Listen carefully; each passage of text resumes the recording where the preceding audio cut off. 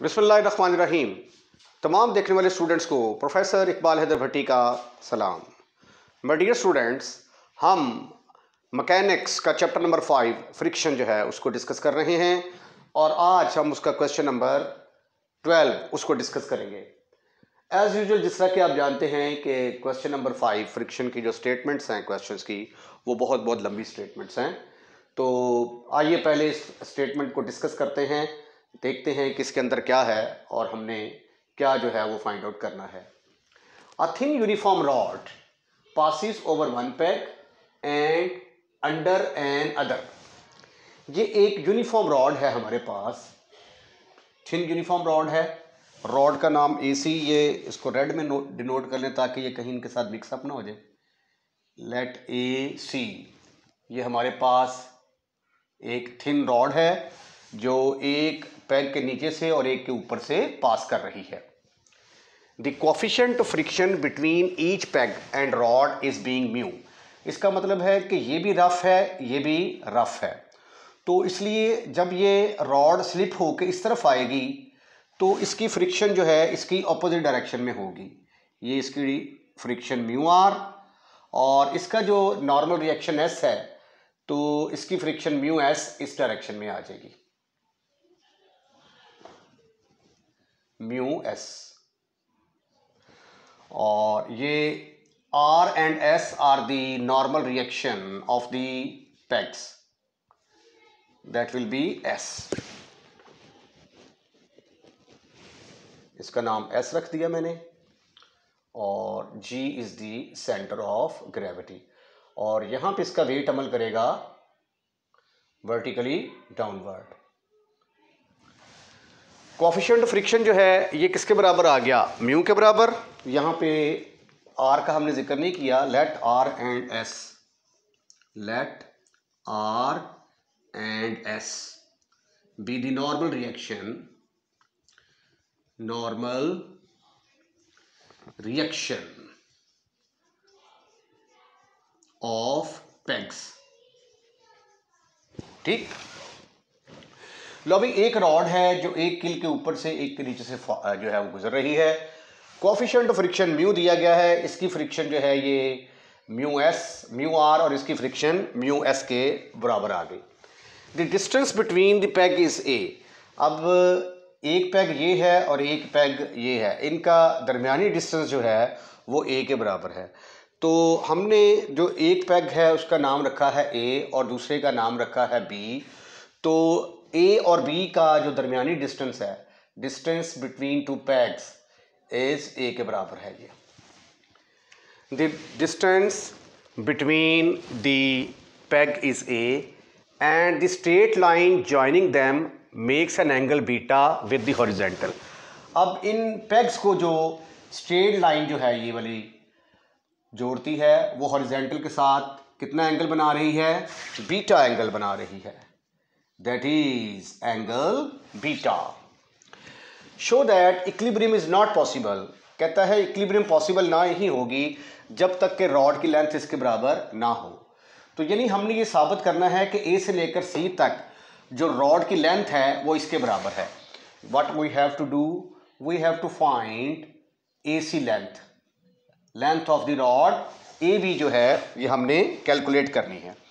आइए देखते हैं फिगर को कैसे डिस्क्राइब किया गया है। Let A and B are the pegs, A and B are the pegs. Let W be the weight acting at the point G, centre of gravity है rod का। The point G should not be between the pegs. अब ये अगर G यहाँ पे होगा तो फिर जाहिर है कि यहाँ पे अमल करेगा तो ये रॉड जो है ये फिर इसको सपोर्ट नहीं मिलेगी तो ये नीचे गिर जाएगी। तो इसलिए पॉइंट G जो है उसको A और B के दरमियान नहीं होना चाहिए। हमने फर्ज कर लिया कि A से लेकर G तक जो लेंथ है that length is equal to A से लेकर G तक, इसका नाम रख लिया हमने X। अब A से लेकर C तक ये लेंथ किसके बराबर आ जाएगी, ये 2x के बराबर आ जाएगी जिसको हमने कैलकुलेट करना है। चूंकि सिस्टम इक्विलिब्रियम में है तो देयरफॉर हम क्या करेंगे, फोर्सेस को रिजॉल्व करेंगे along and perpendicular to the rod AC। अब ये देखें यहाँ पे R जो है ये S जो है रॉड के साथ एंगल 90 का बना रहा है। अगर इसको मैं एक्स एक्सिस मान लूँ तो ये यहाँ से लेकर यहाँ तक का एंगल कितना बनाएगा? 270। तो ये आ जाएगा R cos of 270 degree plus mu R cos of 0 के बराबर आ जाएगा। उसके बाद आर परपेंडिकुलर है तो R cos of S perpendicular है तो ये आ जाएगा S cos of 90, S cos of 90 degree. अब म्यू एस इस डायरेक्शन में अमल कर रहा है, ये इसके साथ एंगल 0 बनाएगा।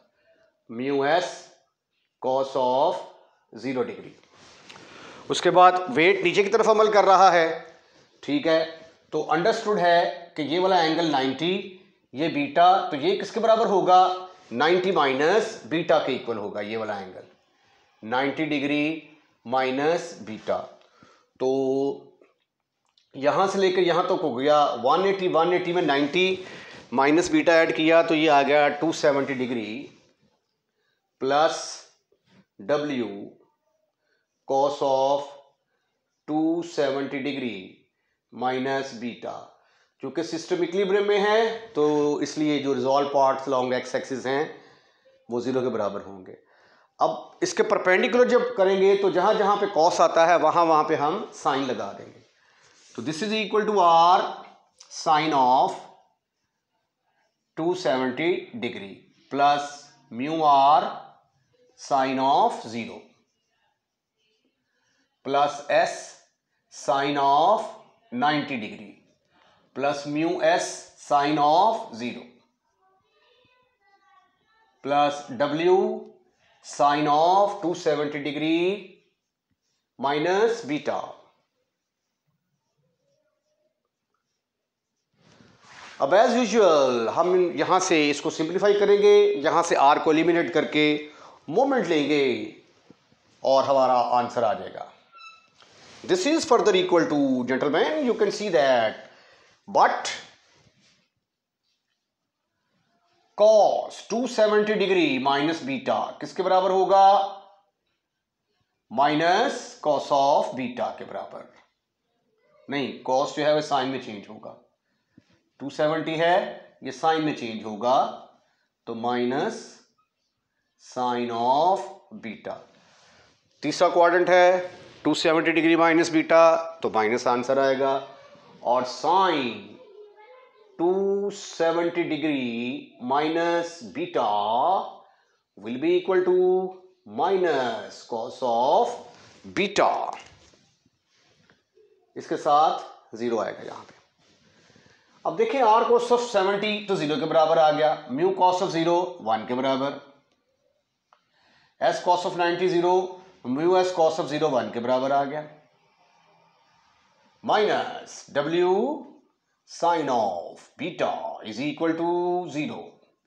हमने फर्ज कर लिया इसका नाम नंबर 1 है, R sine of 90 minus R के बराबर आएगा, म्यू साइन ऑफ 0 0 के बराबर, एस साइन ऑफ 90 1 के बराबर, यहां पे एस आएगा, साइन 91 है तो यहां पे एस।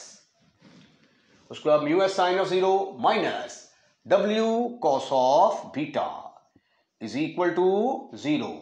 हम सपोज कर लेते हैं इसका नाम नंबर 2 है। अब यहां से इन दोनों में से हम आर को या एस को एलिमिनेट कर रहे हैं, तो यूजुअली हम आर को एलिमिनेट करते आ रहे हैं, तो आइए आर को एलिमिनेट करते हैं फ्रॉम 2, आर उधर जाके पॉजिटिव हो जाएगा तो आपके पास आ जाएगा S minus W cos of beta. अब ये जो आर की वैल्यू आई है इसको उठाकर हम कहां पुट करेंगे? इसको हम पुट करेंगे 1 के अंदर और वहां से s की वैल्यू निकाल के रख लेंगे। पुट इन 1 के अंदर पुट किया तो ये आ गया म्यू इंटू आर की जगह पे आ गया s minus W cos of beta plus mu s minus W sine of beta is equal to 0। आइए अब हम यहां से s को कैलकुलेट करने की कोशिश करते हैं। Mu s minus mu W cos of beta plus mu S minus w sine of beta is equal to 0। अब इनको जब जमा करते हैं हम, म्यू एस जमा mu S, your answer is 2 mu S. 2 mu S is equal to, इन दोनों को चूक कर दूसरी तरफ ले जाएं तो जाके बनेगा mu W cos of beta plus W sine of beta. तो यहां से s की वैल्यू किसके बराबर निकल आई? s इज इक्वल टू, ऊपर से मैंने w कॉमन निकाल लिया, डिवाइडेड बाई 2 म्यू, ब्रैकेट के अंदर आ गया mu cos of beta plus sine of beta. तो s निकालने में आप कामयाब हो चुके हैं। हम सपोज कर लेते हैं कि ये हमारा नंबर 3 है। अब हमने चूंकि r को एलिमिनेट कर दिया है तो लिहाजा मोमेंट कहां पे लेंगे? मोमेंट हम ऐसे पॉइंट पर लेंगे जहां से r एलिमिनेट हो सकता हो। नाउ टेकिंग मोमेंट, नाउ ठीक इधर ले लेते हैं क्या, नाउ टेकिंग मोमेंट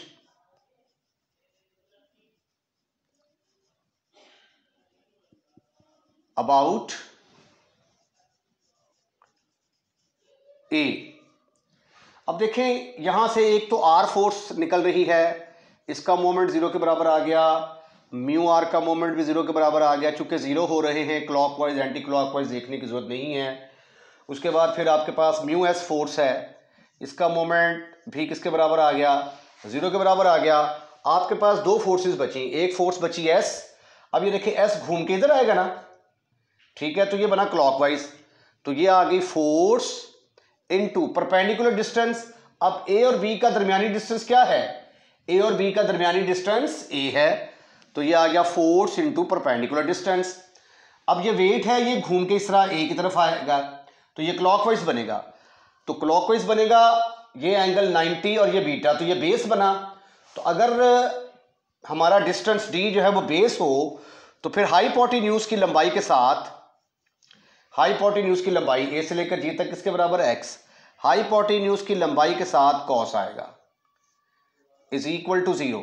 0 मैंने इसलिए लगाया क्योंकि सिस्टम इक्विलिब्रियम में है। ठीक हो गया जी। अब डब्ल्यू एस ए किसके बराबर आ गया? एस ए बराबर आ गया W X cos of beta के इक्वल आ गया, राइट। अब हमने एस की वैल्यू यूज करनी है। एस किसके बराबर है? But S is equal to W over 2 mu into mu cos of beta plus sine of beta. अब मेरा नहीं ख्याल कि हमें फिगर की जरूरत है, फिगर को हम रेज कर देते हैं।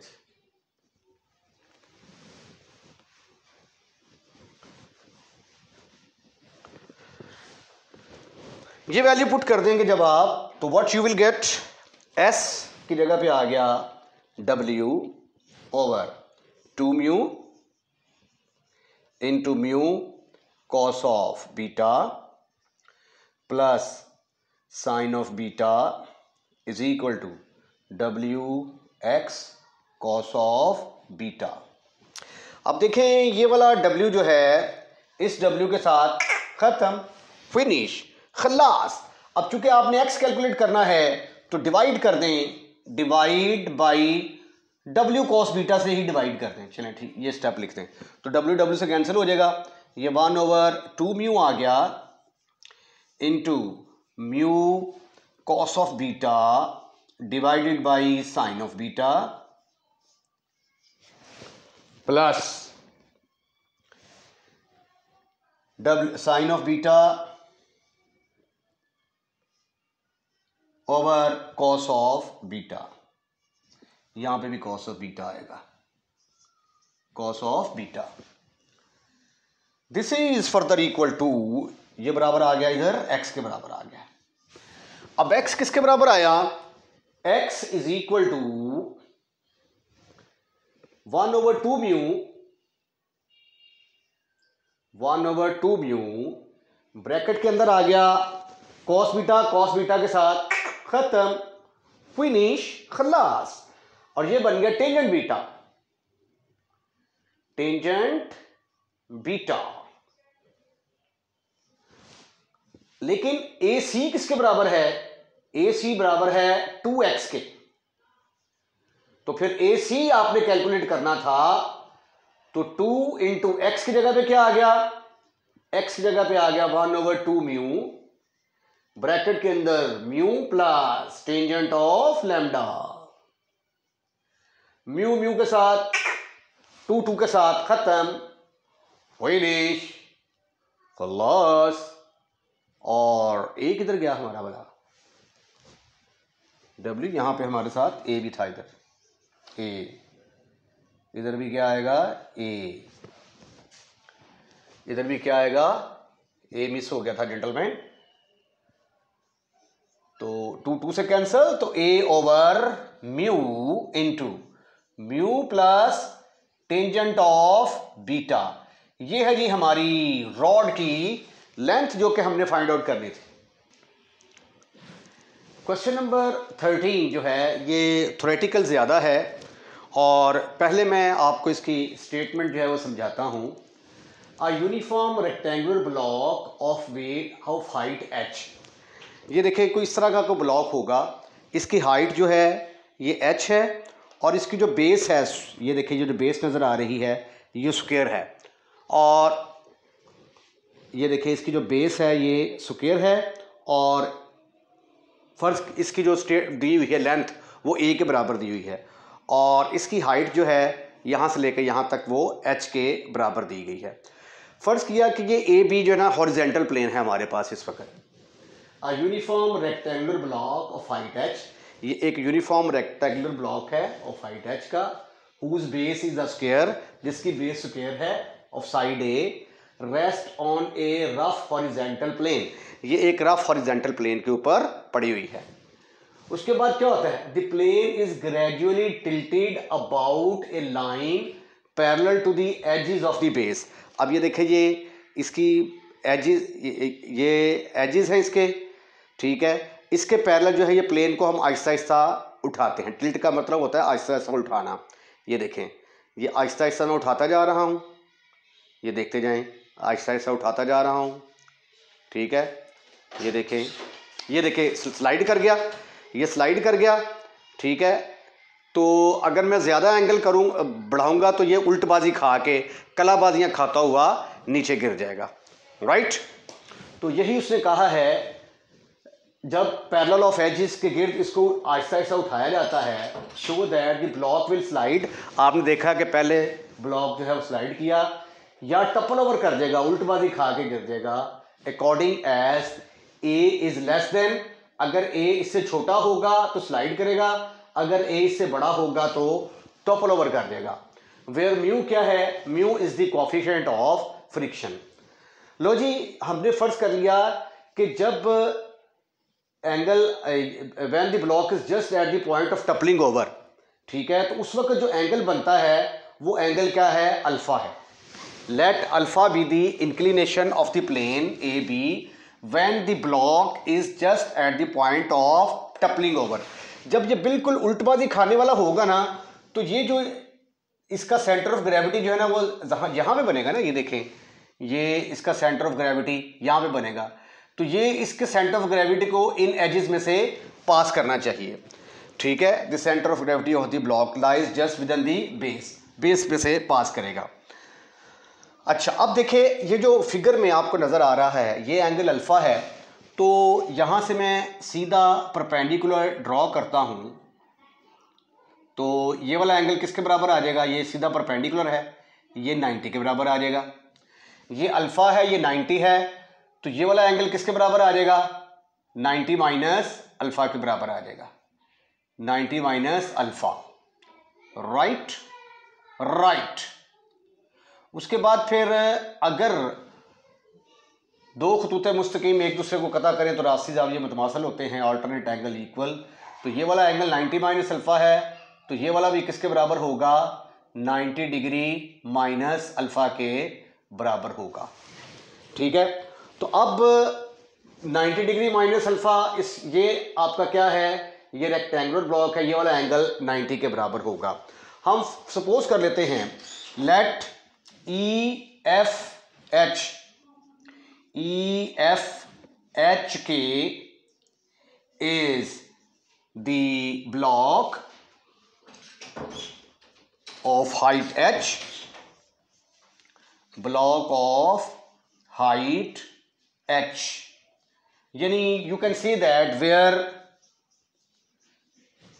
E से लेकर F से लेकर H तक, F से लेकर H तक और E से लेकर K तक, ये दोनों बराबर होंगे और हाइट h के बराबर होगा।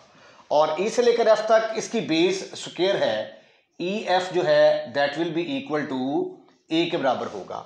अब ये देखें, ये जो ट्रायंगल है EFH, ये राइट एंगल ट्रायंगल बन रही है। From figure triangle EFH is a right angle triangle, यहां से मैं एक रिजल्ट ड्राइव करने वाला हूं। ये राइट एंगल ट्राइंगल है, तो फिर ये देखें, ये 90 और ये बेस, तो EF over FH, EF over FH किसके बराबर होगा? ये देखिए जरा, ये क्या है, बेस, और ये क्या है, हाइपोटेन्यूज। तो base over hypotenuse, base over hypotenuse, ये तो हाइट बन रही है, हाइपोटेन्यूज इसका ये बनेगा, ये इसकी हाइट आ गई और ये इसकी बेस आ गई, क्योंकि यहां पे दोनों एंगल बन रहे हैं। तो परपेंडिकुलर ओवर बेस किसके बराबर आएगा? Tangent of 90 degree minus alpha के बराबर आ जाएगा। अब EF किसके बराबर है? EF बराबर है, sorry, HF, EF perpendicular over base, ये मैंने उल्टा लिख दिया, ऊपर आएगा FH perpendicular over base, perpendicular over base is equal to tangent of 90 degree minus alpha. अब FH किसके बराबर है?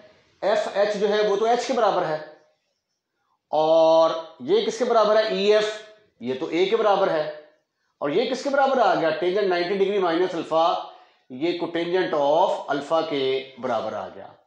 तो यहां से टेंजेंट ऑफ अल्फा की वैल्यू किसके बराबर आ गई? जब आप इसका रेसिप्रोकल लेंगे तो A ऊपर चला जाएगा और H नीचे आ जाएगा। इसको आप डब्बा पैक कर दीजिए।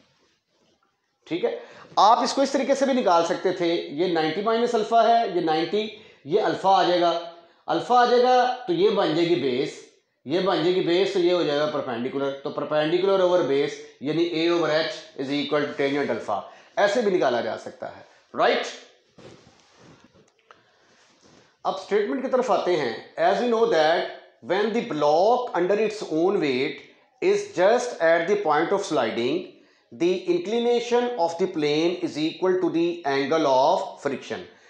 क्योंकि ये जब just at the point of sliding होता है तो एंगल जो है वो किसके बराबर होता है? एंगल ऑफ फ्रिक्शन के बराबर आ जाता है, यानी अल्फा उस वक्त तकरीबन लैम्डा के बराबर होगा।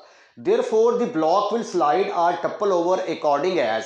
अब ये देखें, ये जो एंगल ऑफ फ्रिक्शन है वो लैम्डा होता है ना, तो लैम्डा अगर अल्फा से छोटा होगा तो ये क्या करेगा? ब्लॉक स्लाइड कर देगा, अगर बड़ा होगा तो टप्पल ओवर कर देगा। ठीक है, तो ये स्लाइड की कंडीशन आ गई, ये टप्पल ओवर की कंडीशन आ गई। Where lambda is the angle of friction, where lambda is the angle of friction.